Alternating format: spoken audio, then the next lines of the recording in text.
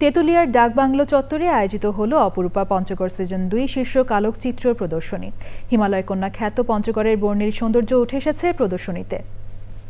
এক প্ল্যাটফর্মে পঞ্চগড় দেখতে প্রদর্শনীতে হাজির হন দর্শনার্থী ও পর্যটকগণ। এ রহমান মুকুলের তথ্য ভিডিওচিত্রে আফরোজা হাসির রিপোর্ট।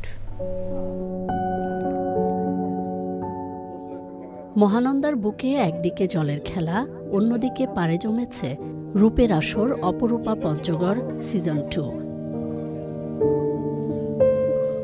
এই রূপ হিমালয় কন্যা পঞ্চগড়ের। 28টি ছবিতে ফুটে উঠেছে প্রকৃতি, জীববৈচিত্র্য, নদী, কৃষি আর জীবন জীবিকার চিত্র।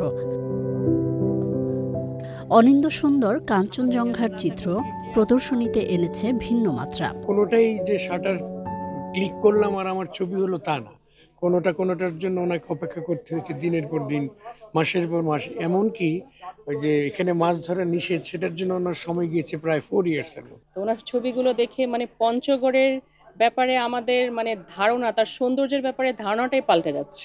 প্রতিটি ছবিতেই ফুটে উঠেছে প্রকৃতি ও জীবনের গল্প। তার এক্সপোজার, কম্পোজিশন, কালার স্যাচুরেশন বা ব্রাইটনেস, কন্ট্রাস্ট সবকিছু মিলে খুব সুন্দর উপস্থাপন। আমাদের দেশে যে কত সুন্দর সুন্দর জায়গা আছে এটা জানুক, আর এই জন্য আমার খুব ভালো লাগে। নৈসর্গ স্বর্গ যেটা বলা হয় সেটা এখানে আছে। আমরা কখনো দেখি না যে এত সুন্দর জায়গা ছিল যে ছবি তুলে ধরার জন্য। এটার বাইরেও যে পঞ্চগড়ের একটা আলাদা সৌন্দর্য আছে, আমার আসলে মূল টার্গেট ছিল এই আলাদা সৌন্দর্যটাকেও তুলে ধরা। হিমালয় কন্যাকে ঘিরে এমন আয়োজন পর্যটন শিল্পকে সমৃদ্ধ করবে প্রত্যাশা সংশ্লিষ্টদের। আফরোজা হাসি, প্রকৃতি ও জীবন ডেস্ক, চ্যানেল আই।